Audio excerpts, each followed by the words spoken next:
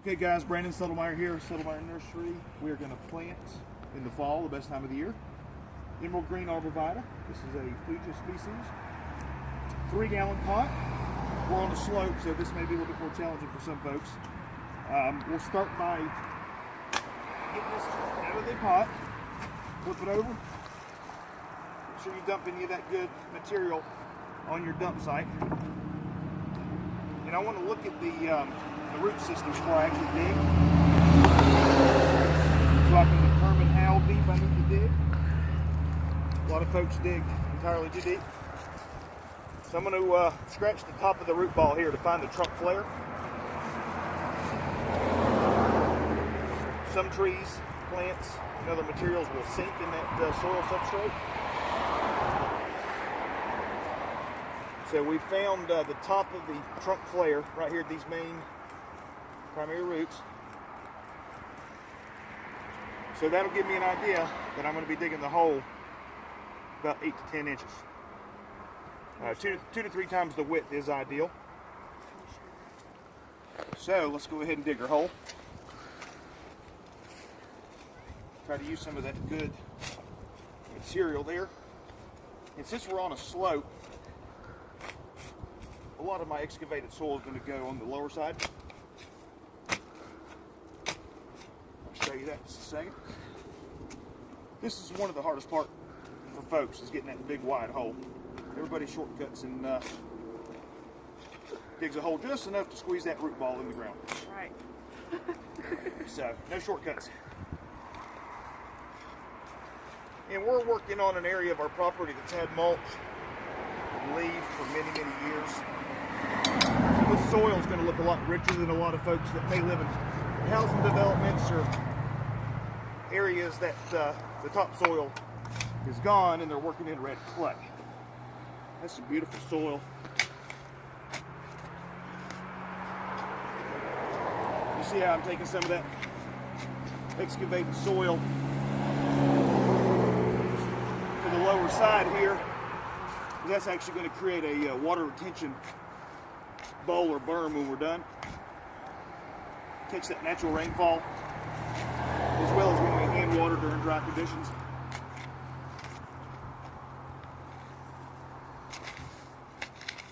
Okay, so I've got the width I'm after.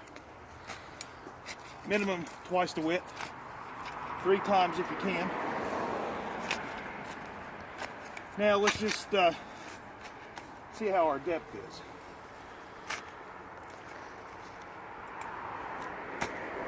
And I'm using a nice heavy-duty spade, flat shovel. You can use a good pointed shovel. Flat, really, a bigger flat doesn't typically get the job done. Okay, so let's go ahead and loosen these roots. Let this root system breathe. Let it expand. I'm doing that with just a nice little 3-prong scratcher. You can do it with a trowel. We like loosening these roots up for a couple reasons. Get some more oxygen in the soil area where the roots can stretch out over time. And to keep that plant from drying out, you can actually search for moisture and nutrition. So there's our root ball. Don't beat all the soil off of it. You want a nice root structure. There's our Emerald Green Arborvitae.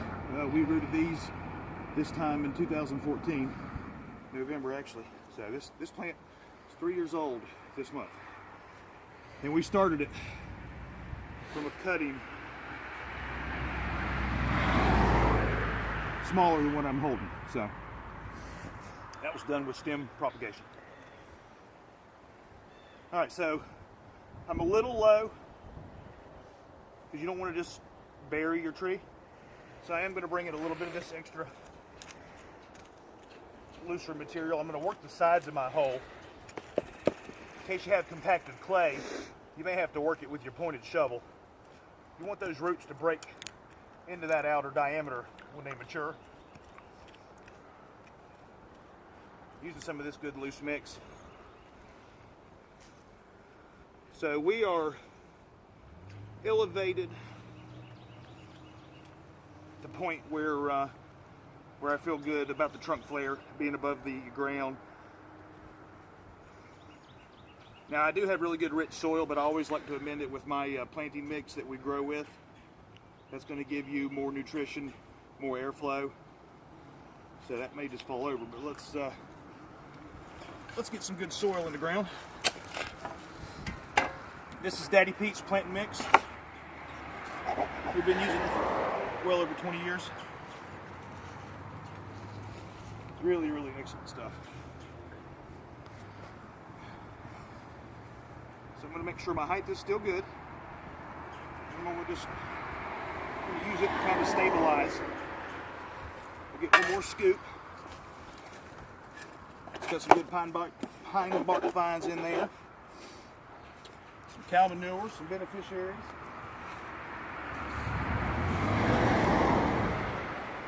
A little bit more there. Okay. Now I'm gonna make a 50-50 mix here with my native soil. Now that I've got my tree properly vertical in the position I want, get some of this native back in there, and I'll stir it the best I can to get a 50-50 mix. And you can do this in a wheelbarrow if you want to actually blend it off the ground where it might be a little bit more easier for you. So I've got a good base, 50% planting mix, 50% native. We'll get a little bit more amendment in there. I like to use at least 50% of this during planting.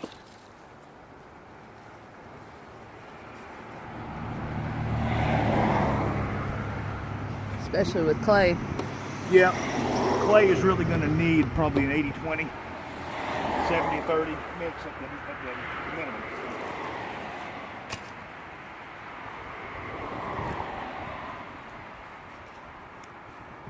So we'll go through there one more time and kind of blend that 50-50, working some of this native soil that we dug out earlier. Making sure that our trunk flare, I don't know if you can see that or not, Michelle, but trunk flare right there at the upper root ball, lower portion. Make sure it's breathing. Now we're just going to kind of mix our native back on top. Still got exposure of the trunk flare, very important there to have that tree above the ground for many reasons. Soil compaction, aeration, nutrition, upper encouragement there. So notice you kept a nice bowl. we've got a bowl on this downhill side, not so much on the upper side. You want that natural rainfall. When you hand irrigate, you want that to really work its way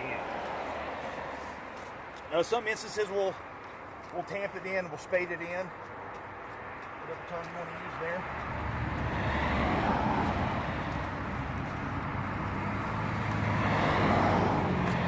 So at this particular point in time, we'll straighten it up a little bit. We could slow release fertilize it, which will break down over a period of 9 to 12 months. No instant fertilizer is needed at the time of transplant, or you will shock and burn the plant. The Daddy Pete soil with the cow manure base is an actual organic fertilizer, which really, really helps. So now that we've got our tree planted, the last thing that I like to do is either pine straw or mulch the top. A lot of folks like to use red rocks or bricks. If you have to, at least get some mulch or something down underneath to keep that soil cool during the summer and insulated during the winter. Something on top of the soil is better than nothing at all.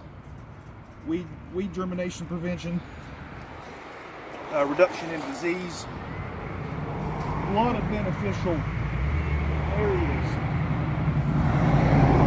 of using a top coating. So right here I've got a nice double grind hardwood mulch.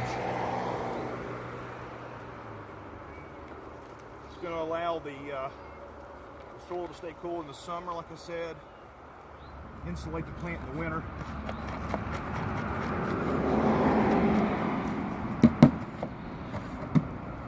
And we'll make sure that we don't crown that trunk flare. Got to make sure that that free breeze, we don't want to create a bunch of upper roots that'll circle that trunk and kill it or stun it or...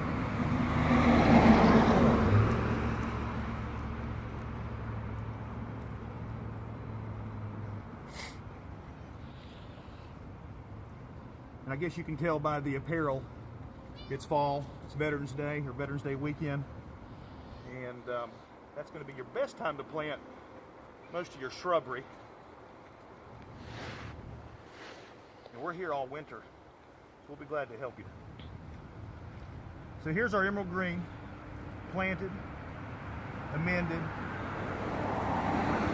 proper planting techniques, trunk flares exposed. The last thing that we would do would water this tree in for 1.5 to 2.5 minutes, slow and deep, to really push the air out of the soil and to soak that root ball. And with the winter months, I get questioned on when to water, how often. If we're not getting rain or snow, I like to water new material 1 to 2 times a month based on temperature. If we have a warm winter like last December and the previous year, 65, 70 degree days in December, as well as early spring fill-in in February, those plants, those roots, they start flushing.